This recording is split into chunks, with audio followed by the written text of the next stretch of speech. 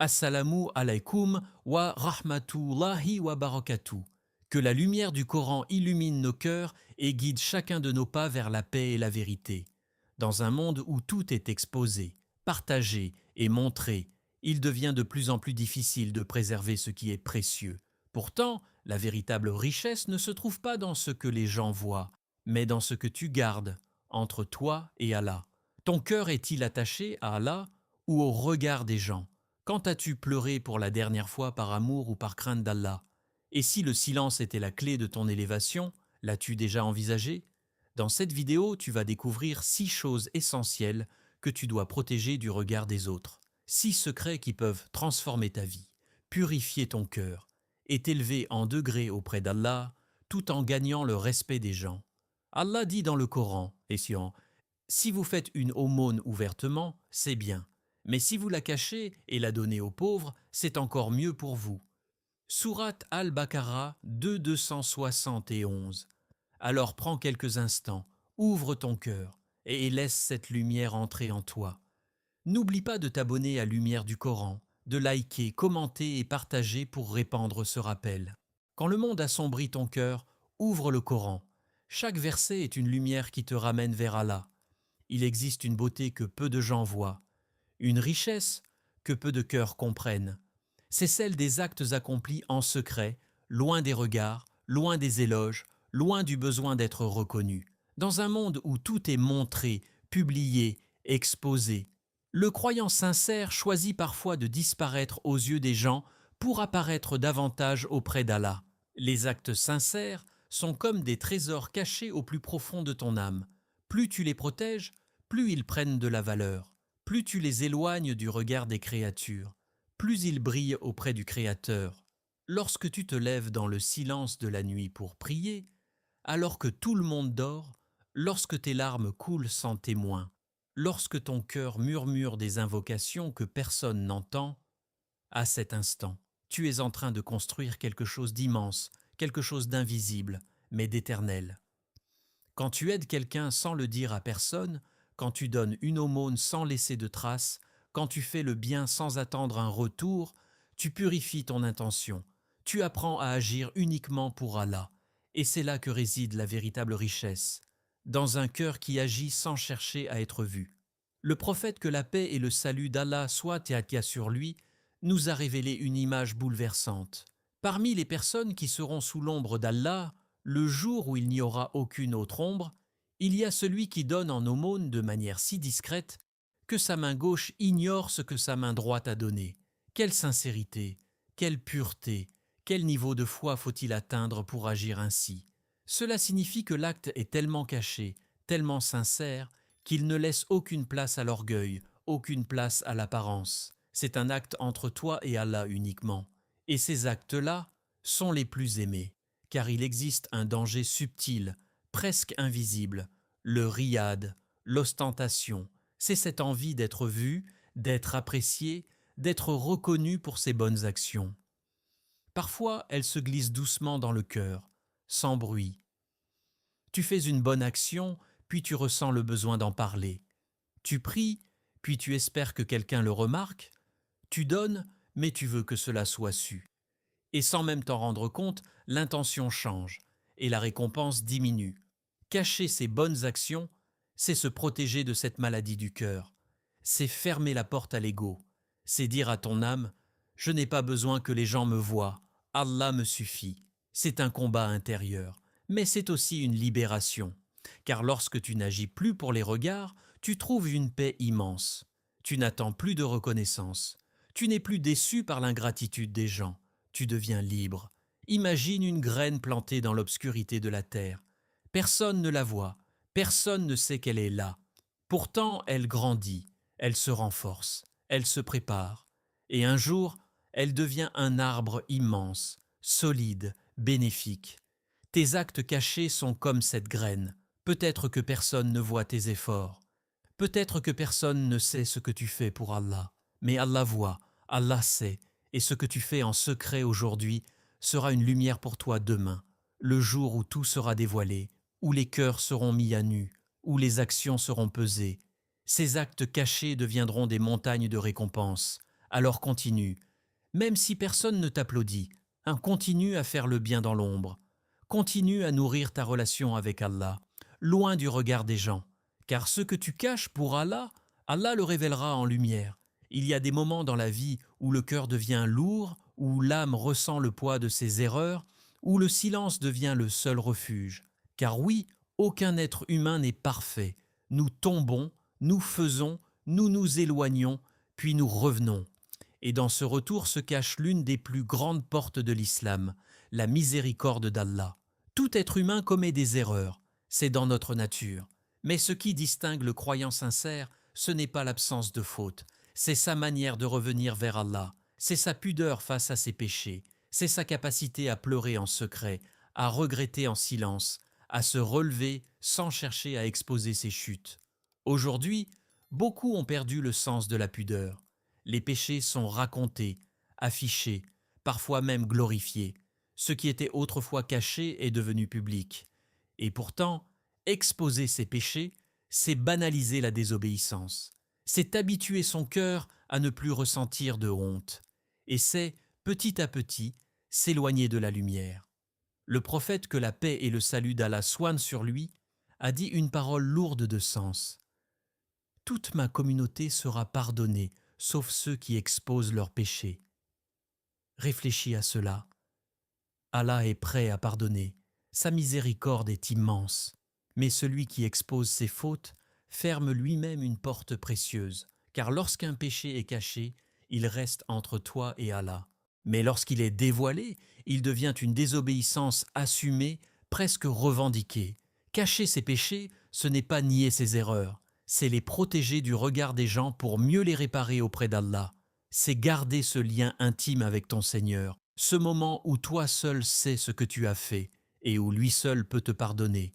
Allah aime celui qui revient vers lui discrètement, celui qui, au milieu de la nuit, se lève avec un cœur brisé, pas pour être vu, pas pour être entendu, mais pour être pardonné. Celui qui lève ses mains, tremblantes, et murmure « Ya Allah, pardonne-moi », sans témoin, sans masque, sans orgueil. Il y a une puissance immense dans ces moments cachés, une sincérité que rien ne peut égaler. Car devant Allah, tu ne peux pas tricher, tu es toi-même, faible, mais sincère, fautif, mais plein d'espoir. Quand tu caches tes fautes, tu préserves ton honneur. Tu refuses de te définir par tes erreurs. Tu refuses que les gens te jugent sur ce qu'Allah peut effacer. Tu laisses la porte ouverte à sa miséricorde, une porte qui ne se ferme jamais tant que tu reviens avec sincérité. Et puis il y a ces larmes silencieuses qui coulent dans l'obscurité. Personne ne les voit, personne ne les entend, mais elles montent vers le ciel. Elles portent ton regret, ta honte, ton espoir. Tes larmes dans la nuit valent plus que 1000 justifications devant les gens. Car expliquer tes péchés aux créatures ne les efface pas, mais les confier à Allah peut les faire disparaître complètement. Imagine un cœur taché, puis lavé par des larmes sincères. Imagine une faute effacée, remplacée par une bonne action. Imagine un serviteur qui tombe, mais qu'Allah relève encore et encore, parce qu'il revient vers lui. C'est ça la beauté de l'islam. Alors garde tes péchés entre toi et Allah. Protège cette intimité. Nourris ce dialogue secret avec ton Seigneur. Et ne laisse jamais Shaitan te faire croire que tu es trop fautif pour être pardonné. Car tant que tu respires, la porte de la miséricorde est ouverte. Il y a des rêves qui naissent dans le silence, des ambitions qui grandissent doucement dans le cœur, des projets qui portent en eux une lumière encore fragile. Et pourtant, dans l'élan de l'enthousiasme, nous ressentons souvent le besoin de les partager, de les annoncer, de les montrer au monde, comme si parler de nos projets leur donnait plus de valeur, alors qu'en réalité, parfois, cela peut les affaiblir. Tous les rêves ne doivent pas être partagés. Certaines intentions ont besoin de rester secrètes, protégées, nourries loin des regards. Car tout le monde ne voit pas avec bienveillance. Tout le monde ne comprend pas la profondeur de ce que tu portes en toi. Et parfois, un simple regard, une parole négative ou même une jalousie silencieuse peut freiner ce qui était en train de grandir en toi. Parler trop tôt de tes projets peut attirer l'envie, ce mal discret qui ne fait pas de bruit mais qui peut toucher profondément. L'envie n'est pas toujours visible, Elle peut se cacher derrière un sourire, derrière des mots d'encouragement, derrière une apparence bienveillante. Mais ses effets sont réels, et c'est pour cela que la sagesse consiste parfois à garder le silence. Mais il n'y a pas que l'envie des autres, il y a aussi ton propre cœur. Lorsque tu annonces tes projets, tu ressens parfois une satisfaction immédiate, comme si tu avais déjà accompli quelque chose. Et cette sensation peut diminuer ta motivation, affaiblir ton effort, ralentir ton engagement. Tu parles, mais tu n'agis plus avec la même intensité. L'islam nous enseigne une sagesse profonde à travers une histoire puissante. Lorsque le prophète Yacoub, que la paix et le salut d'Allah soient sur lui, a entendu le rêve de son fils Youssouf, il lui a donné un conseil rempli de clairvoyance. Ne raconte pas ce rêve à tes frères, par peur qu'ils complotent contre toi. Ce n'était pas un simple conseil, c'était une protection, une compréhension des cœurs humains, de leurs faiblesses, de leurs émotions. Même au sein d'une famille, l'envie peut exister. Même parmi les proches, la jalousie peut naître. Alors combien plus dans un monde où les cœurs sont parfois distraits, fragiles ou attachés à la comparaison? Tes ambitions sont comme des graines fragiles. Au début, elles sont faibles, invisibles, sensibles à leur environnement. Si tu les exposes trop tôt, elles risquent d'être écrasées, pas forcément volontairement, mais simplement parce qu'elles ne sont pas encore assez fortes. Une graine a besoin de terre, d'obscurité, de silence pour pousser. Elle ne se développe pas sous les projecteurs. Elle grandit loin des regards, nourrie en profondeur, jusqu'au jour où elle devient assez solide pour apparaître. Tes projets suivent la même logique. Quand tu gardes tes ambitions entre toi et Allah, tu les nourris avec sincérité. Tu les construis avec tawakkul, avec confiance, avec patience. Tu travailles dans le calme, sans pression extérieure, sans besoin de validation. Et surtout, tu restes connecté à celui qui détient la réussite, car au final, ce ne sont pas les paroles qui comptent, ce sont les résultats. Laisse tes actions parler pour toi. Laisse tes efforts silencieux produire des fruits visibles. Laisse Allah ouvrir les portes au moment parfait. Il y a une beauté particulière dans la réussite discrète, une réussite qui surprend, qui inspire, qui parle d'elle-même sans avoir été annoncée, une réussite construite dans le silence, mais qui résonne dans les cœurs. Alors protège tes projets comme tu protégerais quelque chose de précieux. Ne les expose pas à tout le monde. Choisis à qui tu parles. Et surtout, apprends à garder certaines choses entre toi et Allah. Car ce que tu construis en secret, Allah peut le faire éclore au grand jour, au moment le plus inattendu. Il y a des choses dans ta vie qui sont précieuses, non pas parce qu'elles doivent être admirées, mais parce qu'elles doivent être protégées.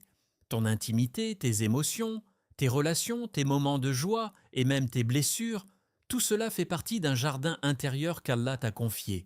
Ce jardin n'a pas besoin d'être exposé au regard de tous pour exister. Aujourd'hui, nous vivons dans une époque où tout se partage. Chaque instant devient une publication, chaque émotion devient une histoire, chaque moment devient visible. Mais à force de tout montrer, on finit par perdre la valeur de ce qui est intime. On ouvre les portes de sa vie à des regards qui ne comprennent pas toujours, à des jugements qui blessent, à des intentions qui ne sont pas toujours pures. Tout ce que tu vis n'a pas besoin d'être raconté. Certaines joies sont plus belles lorsqu'elles restent silencieuses. Certaines épreuves sont plus fortes lorsqu'elles sont vécues avec discrétion. Certaines relations sont plus solides lorsqu'elles sont protégées du regard des autres, car exposer sa vie, c'est parfois inviter des incompréhensions. Les gens voient une image, mais ils ne connaissent pas ton cœur. Ils entendent une version, mais ils ne vivent pas ton histoire. Et pourtant, ils jugent, ils commentent, ils interprètent. Le croyant digne est celui qui comprend que tout ne doit pas être partagé. Il sait que sa vie est un dépôt, une responsabilité. Il protège ce qu'Allah lui a donné comme trésor. Il ne ressent pas le besoin de prouver, de montrer ou de convaincre. Il vit simplement, sincèrement, pour Allah. Le silence devient alors une force, un silence qui apaise, un silence qui protège, un silence qui élève. Car parfois, ne rien dire est plus puissant que 1000 paroles. Ne pas répondre à certaines questions, ne pas expliquer certains choix, ne pas exposer certaines réalités, c'est préserver son cœur, sa paix et sa dignité. Il y a une sagesse profonde dans le fait de garder certaines choses pour soi. Cela ne signifie pas se fermer aux autres, mais choisir avec soin ce que tu partages et avec qui tu le partages. Cela signifie comprendre que tout le monde ne mérite pas d'entrer dans ton monde intérieur. Dans une époque dominée par les réseaux sociaux, préserver son intimité devient un véritable acte de foi. C'est résister à la tentation de montrer, c'est refuser de transformer sa vie en spectacle, c'est dire à son cœur « ma valeur ne dépend pas du regard des gens ». Combien de personnes ont perdu leur tranquillité à cause d'une surexposition? Combien de relations ont été fragilisées parce qu'elles étaient trop visibles? Combien de cœurs ont été blessés par des commentaires, des comparaisons ou des critiques inutiles? Protéger sa vie privée, c'est se protéger soi-même. C'est garder un espace entre toi et Allah. Un espace où personne ne peut entrer. Un espace où tu peux être toi-même, sans masque, sans pression, sans regard extérieur. Un espace où ta foi peut grandir en paix, car tout ce qui est exposé devient vulnérable, mais tout ce qui est protégé devient précieux. Apprends à vivre certains moments en silence. Apprends à savourer certaines bénédictions sans les montrer. Apprends à aimer sans afficher, à souffrir sans exposer, à avancer sans expliquer, car la dignité du croyant ne se mesure pas à ce qu'il montre, mais à ce qu'il préserve. Et parfois, le plus grand signe de force, c'est le silence. Il y a des douleurs que personne ne voit, des combats que personne ne comprend, des nuits où ton cœur parle, mais ta langue reste silencieuse. Et dans ces moments-là, tu te retrouves face à un choix, te plaindre aux gens ou te tourner vers Allah. Se plaindre aux gens ne soulage pas toujours. Parfois, cela alourdit encore plus le cœur. Les gens écoutent, mais ne comprennent pas vraiment. Ils répondent, mais ne ressentent pas ce que tu portes. Et parfois même, ils jugent, minimisent ou comparent ta douleur à la leur. Alors tu ressors encore plus fatigué, encore plus seul. Mais lorsque tu te confies à Allah, tout change, car Allah t'écoute sans interruption, il comprend sans explication, il connaît déjà ce que ton cœur cache. Et surtout, il a le pouvoir de transformer ta douleur en apaisement. Les épreuves font partie du chemin. Elles ne sont pas d'un signe d'abandon, mais souvent un signe d'amour d'Allah. Elles purifient ton cœur, élèvent ton rang et te rapprochent de ton Seigneur. Mais la manière dont tu vis ces épreuves change tout. Il existe une force immense dans le fait de les vivre avec patience, en silence, avec dignité. Regarde l'exemple du prophète Ayoub, que la paix et le salut d'Allah soient sur lui. Il a été éprouvé comme peu d'hommes l'ont été. Il a perdu sa santé, ses biens, et a vécu dans une souffrance prolongée. Pourtant, il ne s'est pas plaint aux créatures. Il n'a pas cherché la pitié des gens, il s'est tourné uniquement vers Allah. Et dans un moment d'une sincérité bouleversante, il a dit « Le mal m'a touché, et tu es le plus miséricordieux des miséricordieux. » Quelle pudeur, quelle foi, quelle confiance. Il n'a pas détaillé sa souffrance, il n'a pas accusé, il n'est pas désespéré, il a simplement parlé à Allah, avec un cœur rempli d'espoir. Cacher ses épreuves ne signifie pas nier sa douleur. Cela ne signifie pas non plus s'isoler totalement, mais cela signifie choisir à qui tu ouvres ton cœur, et surtout, ne jamais oublier qu'Allah doit être ton premier refuge. Quand tu souffres en silence et que tu lèves tes mains dans l'obscurité de la nuit, quand tes larmes coulent sans témoin, quand ton cœur appelle Allah avec sincérité, tu atteins un niveau de foi exceptionnel, car à ces moments-là, ta relation avec Allah devient réelle, profonde, vivante. Tu ne l'invoques pas par habitude, mais par besoin. Tu ne l'appelles pas avec des mots, mais avec ton cœur. Et Allah ne laisse jamais un cœur sincère sans réponse. Parfois, la réponse ne vient pas immédiatement. Parfois, l'épreuve dure. Mais chaque instant de patience est enregistré. Chaque larme est comptée. Chaque invocation est entendue.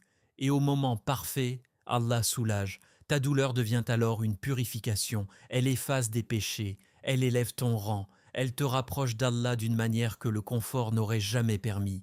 Et ton silence devient une force qui te rend plus stable, plus profond, plus connecté à ton Seigneur, une force qui t'empêche de dépendre des gens, une force qui te rappelle que même lorsque tout le monde s'éloigne, Allah est toujours là. Il y a des victoires qui ne se voient et n'indiquent pas, des batailles gagnées dans le cœur, des larmes versées en secret qui changent toute une vie.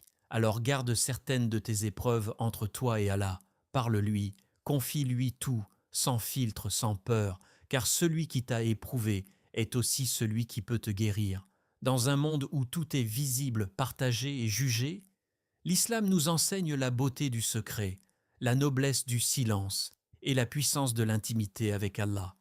Garder certaines choses pour soi n'est pas une faiblesse, c'est une sagesse. C'est comprendre que la véritable richesse ne réside pas dans le regard des gens, mais dans la satisfaction d'Allah. Lorsque tu caches tes bonnes actions, tu purifies ton intention. Lorsque tu caches tes péchés, tu préserves ta dignité. Lorsque tu caches tes projets, tu protèges ton avenir. Lorsque tu caches ta vie, tu gardes ta paix. Lorsque tu caches tes épreuves, tu renforces ta foi. Souviens-toi, Allah voit ce que les gens ne voient pas. Il connaît tes efforts silencieux, tes larmes cachées, tes combats invisibles. Alors continue. Même si personne ne t'applaudit, abonne-toi à la lumière du Coran. Partage cette lumière autour de toi et sois une source de rappel pour les autres. Merci d'avoir ouvert ton cœur à cette parole. Que la paix, la miséricorde et la bénédiction d'Allah t'accompagnent dans chaque étape de ta vie. Allah dit « Et quiconque place sa confiance en Allah, il lui suffit. » Sourate At-Talaq 65, 3. Qu'Allah purifie nos intentions, protège nos cœurs et nous guide vers ce qui lui plaît. Amen.